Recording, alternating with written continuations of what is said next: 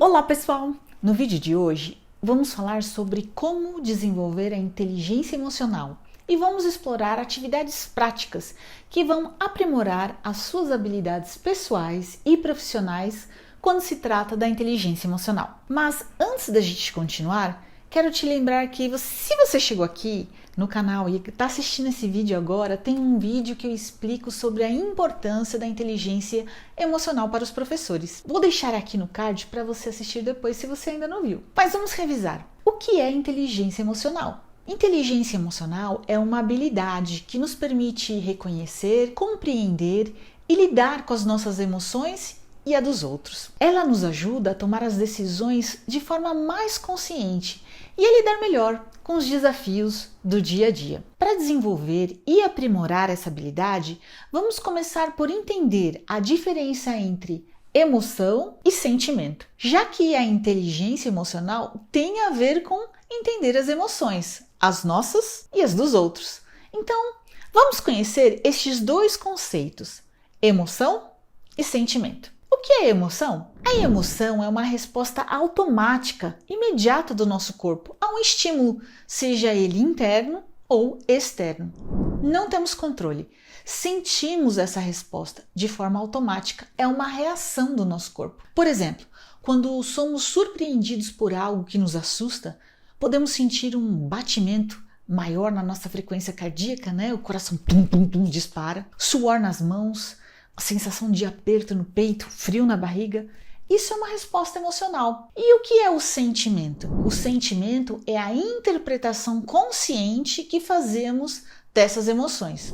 Ou seja, é como atribuímos um significado pessoal e subjetivo para a emoção que sentimos. Por exemplo, se alguém se sente ameaçado em uma situação e o coração dispara, dá o frio na barriga, a pessoa pode interpretar isso como medo, ansiedade, insegurança, até mesmo raiva. Deu para entender que as emoções são reações fisiológicas automáticas, enquanto os sentimentos são as construções cognitivas. Ou seja, a emoção é uma reação e o sentimento é uma interpretação que fazemos da emoção que sentimos. E é claro que essa interpretação ela pode variar de pessoa para pessoa. É por isso que algumas vezes uma pessoa na mesma situação que a outra pode sentir coisas diferentes. Porque essa interpretação depende de cada um, cada lembrança, cada memória, cada gatilho, cada experiência. Deu para você reconhecer alguma situação que você teve uma reação emocional e depois um sentimento? Eu me lembro que uma vez eu estava na sala de aula e recebi o recado que a coordenadora queria falar comigo. Reação imediata, coração disparou, suor, frio na barriga. Logo pensei, nossa, o que será que aconteceu? Senti medo. Mas eu fui falar com ela. E quando ela começou a falar, era para elogiar o meu trabalho junto a um aluno especial. A forma como eu tinha feito e preparado a atividade. Enfim, depois que conversamos, eu relaxei. Então, a emoção e o sentimento, eles andam juntos, mas são diferentes. E entender essa diferença é fundamental para aprimorar a nossa inteligência emocional. Isso é, porque nós aprendemos a reconhecer o que são reações e o que são sentimentos. Essa nossa interpretação que damos a partir da emoção que sentimos. Para a gente começar, precisamos reconhecer e lidar com as nossas próprias emoções. E como fazemos isso? Com a nossa autopercepção. Ter consciência das nossas emoções nos ajuda a lidar com elas de forma mais compassiva, isso é, sem julgamentos. O que é essa emoção que eu estou sentindo? O que significa isso? Por que eu estou me sentindo assim? O que disparou essas reações automáticas no meu corpo? Essa inteligência emocional é um processo que acontece no nosso dia a dia, quando estamos atentas às situações, isso é, quando nos observamos e avaliamos o que está acontecendo conosco, sem julgamentos. Não tipo assim, eu não posso ficar nervosa, eu não posso ficar triste, ou eu não posso chorar. Por que eu estou sentindo isso? Eu só preciso explorar isso e não dizer posso ou não posso sentir. A autopercepção nos ajuda a identificar essas emoções e sentimentos sem fazer os julgamentos. Vamos imaginar que você teve uma noite bem difícil em casa.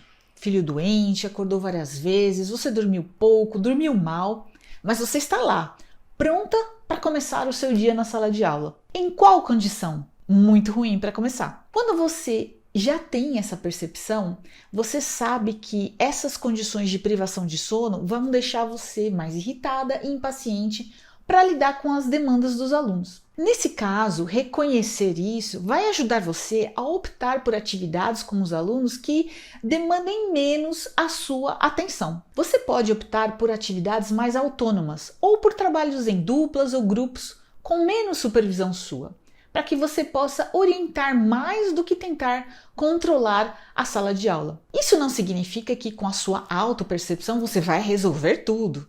Significa que com sua autopercepção você será capaz de ajudar a encontrar soluções para evitar, nesse caso, mais esforço numa situação em que você já está cansada.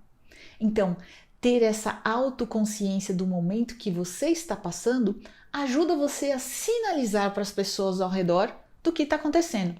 Pessoal, atenção! Hoje nós vamos trabalhar as atividades em grupo, ok? Assim vocês poderão contar com as minhas orientações nos grupos. Eu vou passar pelos grupos e orientar os trabalhos. Veja, eu sinalizo quais serão as atividades, eu aviso como vamos trabalhar e depois eu acompanho. Entendemos como podemos ter autopercepção para sinalizar os nossos sentimentos e emoções para as pessoas ao nosso redor. Então agora vamos conhecer algumas atividades que ajudam a desenvolver e aprimorar a nossa inteligência emocional e as competências emocionais. Autopercepção, autocontrole, automotivação, empatia e práticas sociais. Essas são algumas atividades que você pode fazer. Prática de mindfulness. Essa técnica envolve prestar atenção plena no momento presente, sem julgamentos.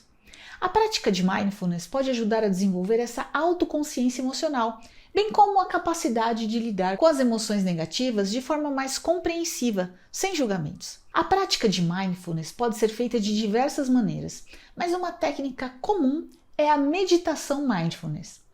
Para começar, encontre um lugar tranquilo onde você possa se sentar confortavelmente por alguns minutos. Feche os olhos e concentre-se na respiração, observando sem julgamentos.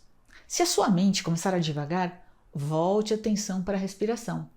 A ideia é treinar a sua mente a se concentrar no momento presente, sem se deixar levar por pensamentos ou emoções passadas ou futuras. Comece com sessões curtas, de 2 a 5 minutos, e vá aumentando esse tempo gradualmente, conforme se sentir mais confortável. Com a prática regular, você pode começar a aplicar essa atenção plena em outras atividades do dia a dia, como comer, caminhar ou conversar com as outras pessoas. Eu comecei a fazer a respiração guiada de 1 minuto. Veja, 1 minuto, que parece uma eternidade para quem nunca para 1 minuto. É um exercício interessante. Nem sempre eu preciso estar tranquila para começar.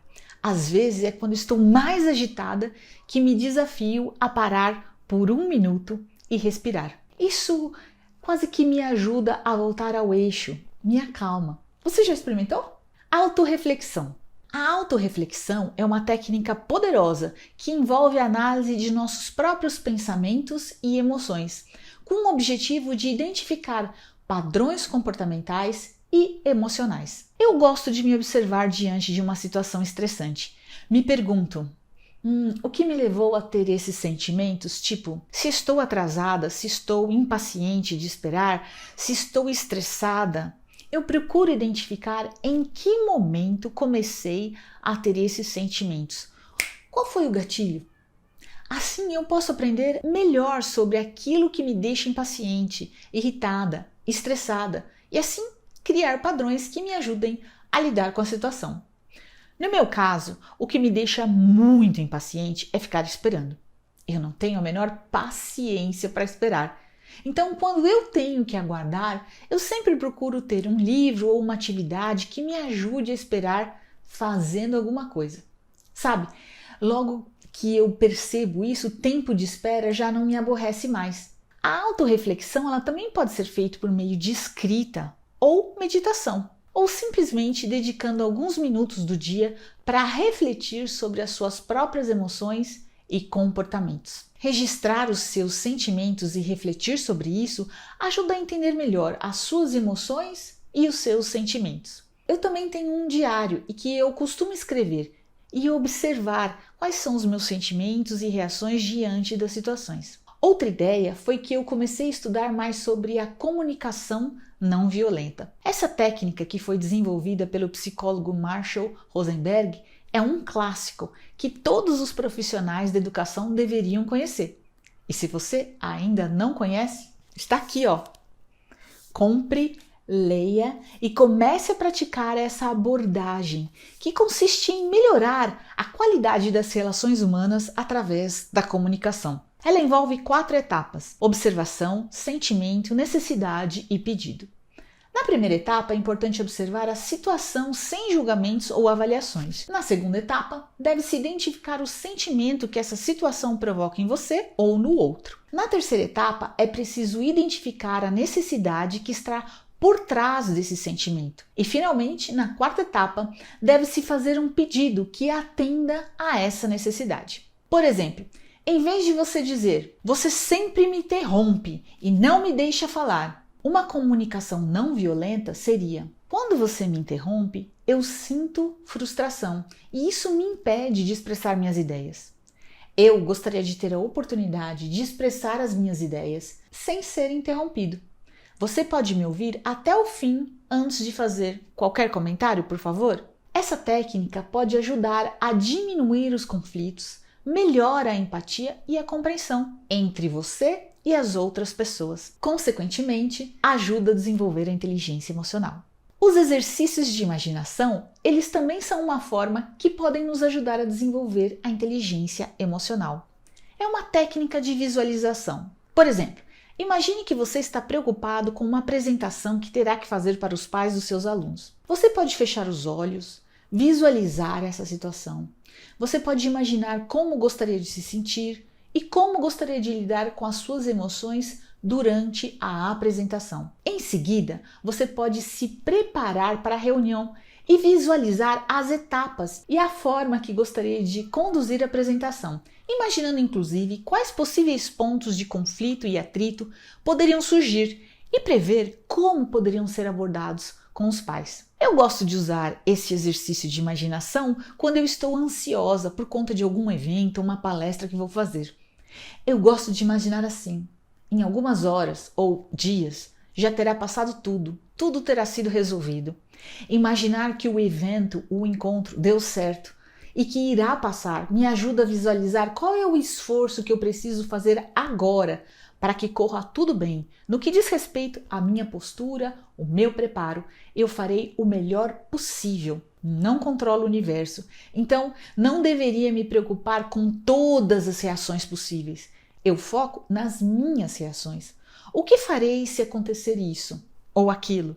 Eu foco nesse preparo e isso me ajuda a me manter mais tranquila. E por último, praticar atividades físicas. Embora o exercício físico não seja especificamente uma técnica de desenvolvimento da inteligência emocional, ele pode ser uma ferramenta muito poderosa para melhorar a nossa saúde física, emocional e mental. Quando estamos fisicamente ativos, o nosso corpo libera endorfina, um neurotransmissor que pode melhorar o humor, reduzir o estresse e, além disso, nos ajuda no dia a dia. Praticar exercícios físicos desenvolve a disciplina e a perseverança, que são habilidades emocionais muito importantes. Um exemplo de como o exercício físico pode ser usado para desenvolver a inteligência emocional é praticando atividades que exijam foco e concentração, como yoga ou corrida. Ao se concentrar na prática física e prestar atenção às sensações do corpo, você pode sim desenvolver a autoconsciência e a autopercepção. Além disso, o exercício físico pode ajudar a melhorar a motivação, porque a prática regular de atividades físicas nos ajuda a enfrentar e superar desafios físicos e mentais. Esses são alguns exemplos de atividades que podemos fazer para desenvolver e aprimorar a inteligência emocional. E isso pode trazer grandes benefícios para a nossa vida pessoal, profissional, principalmente para os professores na sala de aula, que são exemplos para os alunos e para as famílias.